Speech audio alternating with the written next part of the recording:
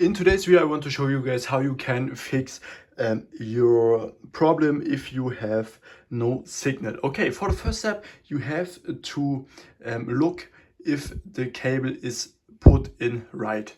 If you have done this, we can click on the home button, and then we go up to home and then go to the right to inputs, and here we can select which we want, TV, AV, or like HDMI. You have to choose the right input, so then maybe you have a signal after you choose the right input. Okay, after that, if this not helps, we can go on our TV or our Wi-Fi symbol, and if we watch with Wi-Fi, we can turn Wi-Fi off and turn it on again to restart our Wi-Fi, and we can also look if we are connected with the Wi-Fi now. Okay, and after that, if this not helps, we can go on settings again, and here we can click on channels, and here we have to choose the channel installation mode, and here we look for antenna, cable,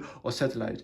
You have to click on this what you use. If you have a cable in your TV, you select cable. Okay, but if you have antenna, you select antenna. And after that, we can go on channels again, and here we can go for a new channel scan. So this helps a lot if we have no signal or other things.